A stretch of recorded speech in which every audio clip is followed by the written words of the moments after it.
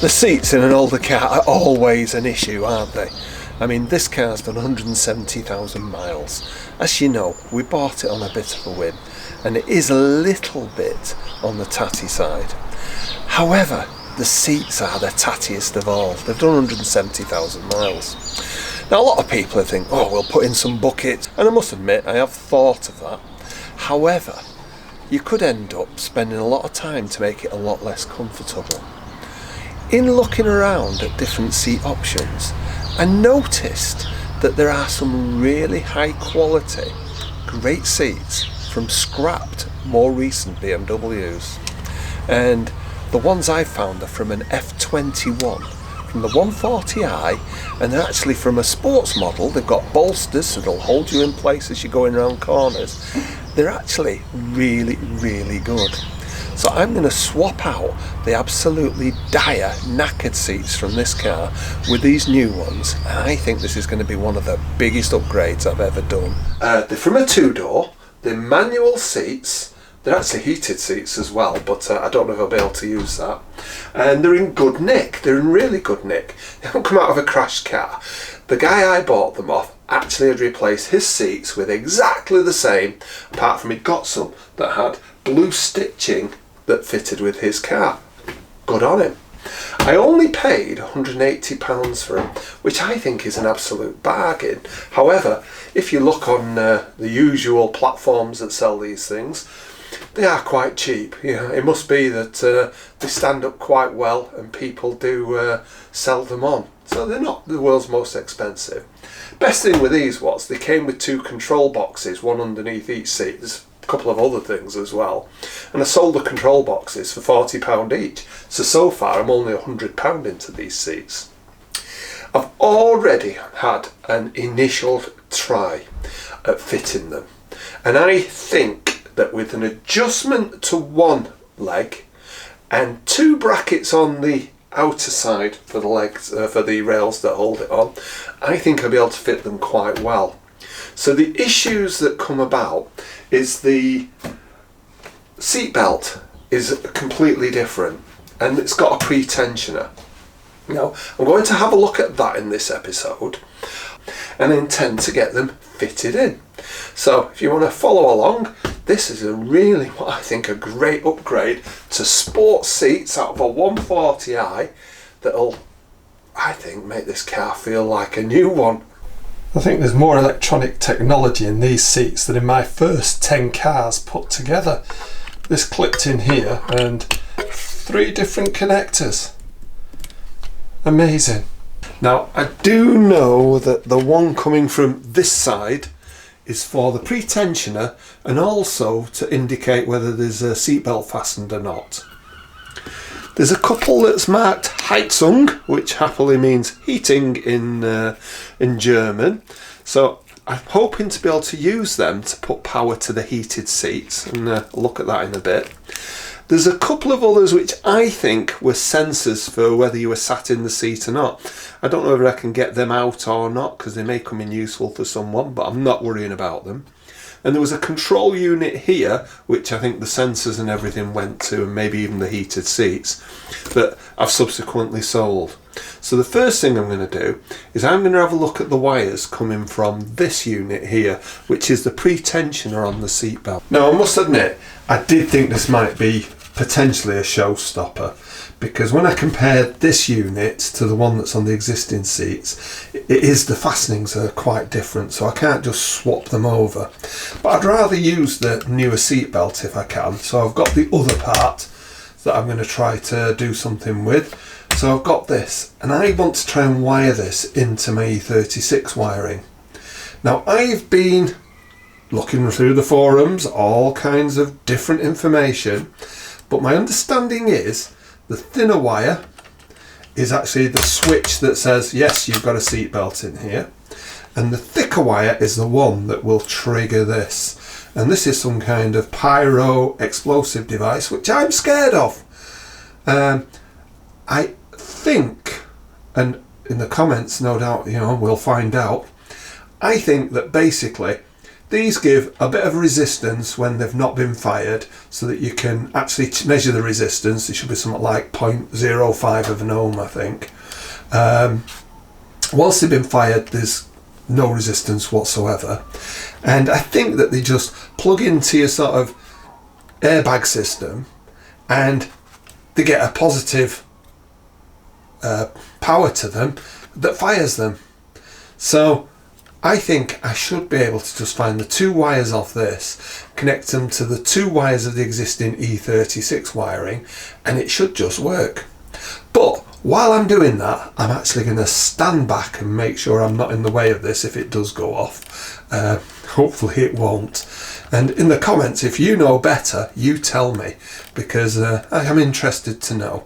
But hey, by the end of the video, we might know anyway. First of all, I'm going to pull the wires so I can actually get at them and see which ones are of use to me. This particular thing, I think, if I squeeze them in and push that down, oh look at that, that came out a treat. And pull them out of here. And out of there.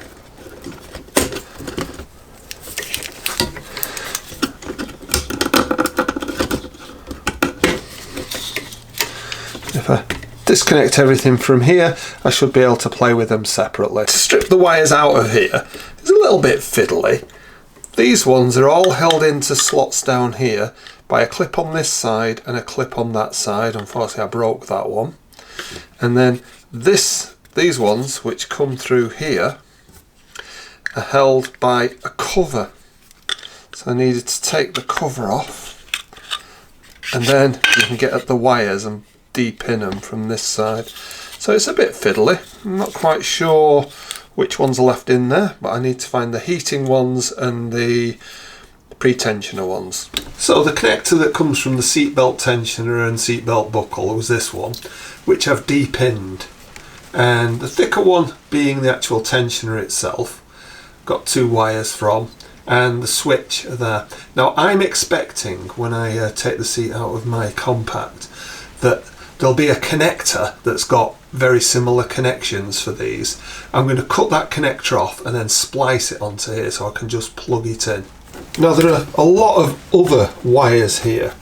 Looking at this one that goes to this grey, dark grey pad, I think that's an occupancy sensor, if I could say that correctly.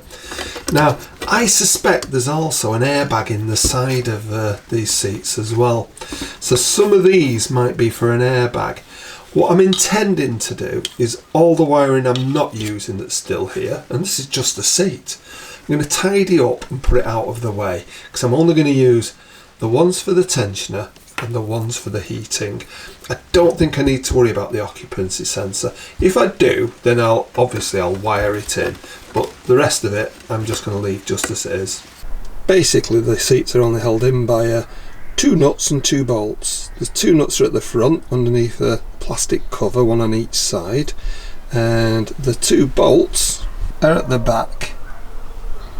Now I believe these can sometimes rust in underneath, so I have to have a look. I'll go and grab the spanners. There's also a couple of electrical connectors, or at least one anyway, so we'll see how that goes. Easier than I expected. I suspect these have been out before.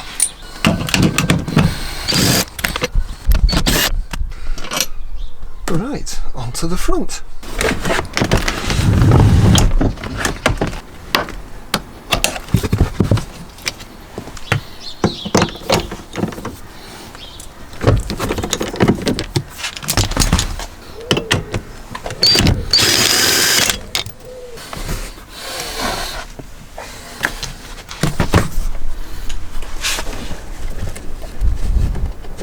A bit more wiring here than I expected. There's 2 connectors, and I just have to slip them off. Unfortunately, I can't put the camera in a place where I can actually see what I'm doing, so we'll have a look at them when I've took the actual seat out. I was hoping that I'd be able to take off the seatbelt mechanism on the side of the seat and swap it for the seatbelt mechanism off the E36 seat. Unfortunately, it doesn't look like it's going to be that simple, so I'm going to explore another idea I've got, which is perhaps to change the other part of the seatbelt, see if I can get that will work with the seatbelt fastening on the 7 seat. Don't know how I'm going to wire it up yet, so I'll have to think about that as well. The buckle is actually smaller than the E36 one, so I need to replace this part, but I ended up having to buy the whole lot. This part is actually stitched on and won't, you can't do anything with it. I'm going to have to cut this off.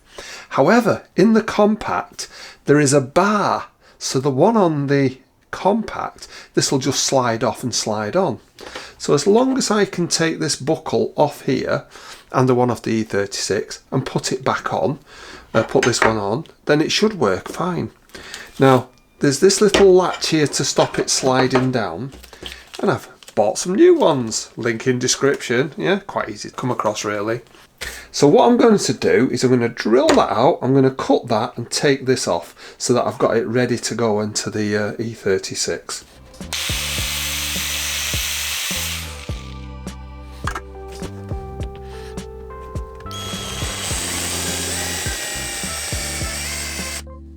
I decided I didn't really want to damage this getting it off here, and as this is now scrap anyway, so I'm going to just cut this.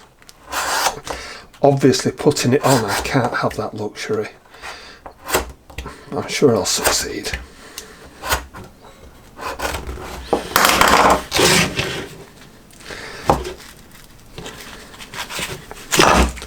So, got the buckle.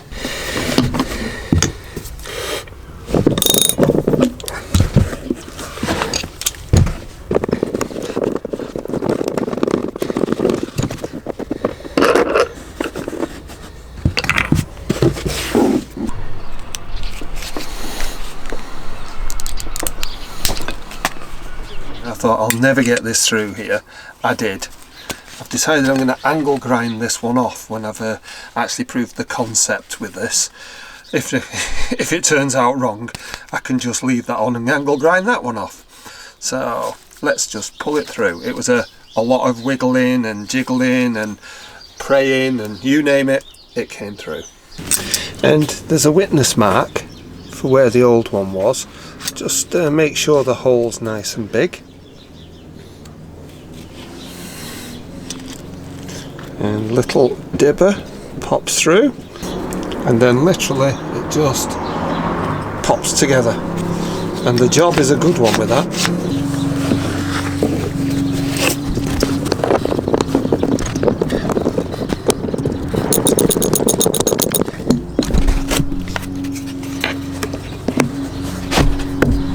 And I'm going to take the connector off the seatbelt tensioner off the E36 seat, and I'm going to leave enough room on it so that I can connect to it, but also if I wanted to repair it I can also repair it.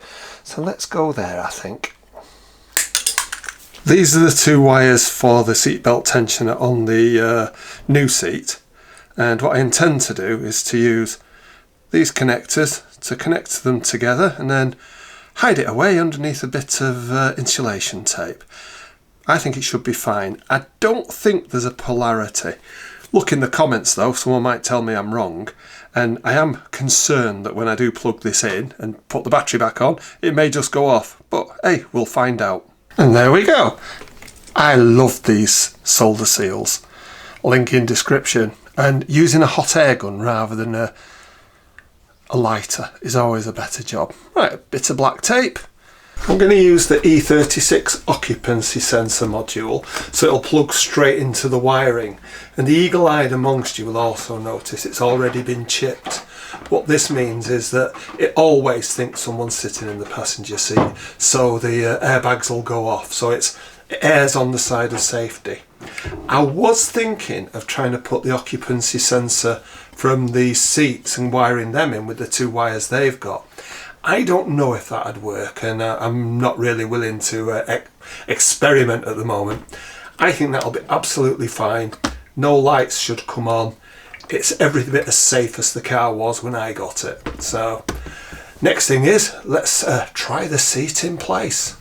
To put the seat in place, what I've actually done is the holes on the inner rail, the one that's towards the sort of the middle of the car, I've actually just elongated the mounting holes. They were already oval, so I've just taken them a little bit longer. Now, the ones on the E36 are a little bit closer together than the ones on the seat. So I've done that, so they should screw in to the original mounting. On the other side, what I'm going to do is I'm going to use brackets between the actual mounting on here, and the mounting on the car. They're probably only about 3 centimetres long. I'll put it in the description exactly how long they were. I recommend using a really solid metal, and I'm going to use bolts that were actually from the seat belts on the Transit that we did. And I think that will do, and it'll position the seat actually quite well. So first of all, I'm going to get the seat in, put these in, mark them, drill them, and then put them in permanently. We'll have to see how that goes. Before I connect anything to do with airbags or tensioners, I've disconnected the battery. The 2 wires under the seat done, and before I make the brackets completely, what I'll do is I'll connect up the battery, put the ignition on, and see what happens. Hopefully nothing. Having checked nothing blows up when you connect the electrics and turn on the ignition, now on to finishing off these brackets. So I've put the seat in place, and I've put the one bracket on this side. This is the front one. I need to mark it, drill the hole, and then the bolt will come through into the seat from underneath. The back one goes, so I'll mark them, get them drilled, get them in place.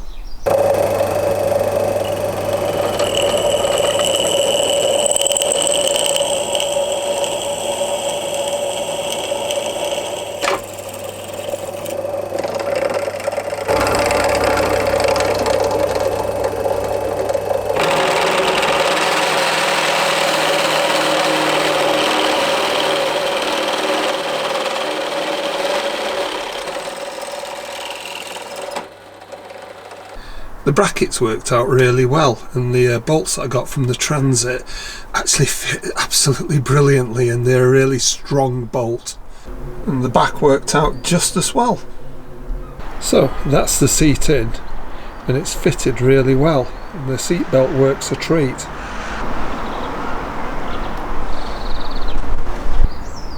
Having satisfied myself that everything worked well, I then cut off the other buckles from the seat belts, making sure I didn't damage anything on the way. This being a 2-door car, it was crucial that the folding seats and access to the rear was absolutely fine. They work a treat. As you can see, everything works great. Gives you a brilliant driving position. These F21 seats are probably the best, most cost-effective upgrade I've done to any car, to be honest. The bolsters are great, the young gun finds them good as well. If anything, they hold you so well, it encourages you to go fast around corners, which seems a bit insane. They're comfortable for distance, really can't fault them whatsoever. It's really been a cheap upgrade that's actually felt like an expensive upgrade. Anyway, if you've enjoyed this, why not subscribe? Follow along, see what we do next with this car, because we've got some more ideas that might catch your interest. But anyway, thanks very much for watching.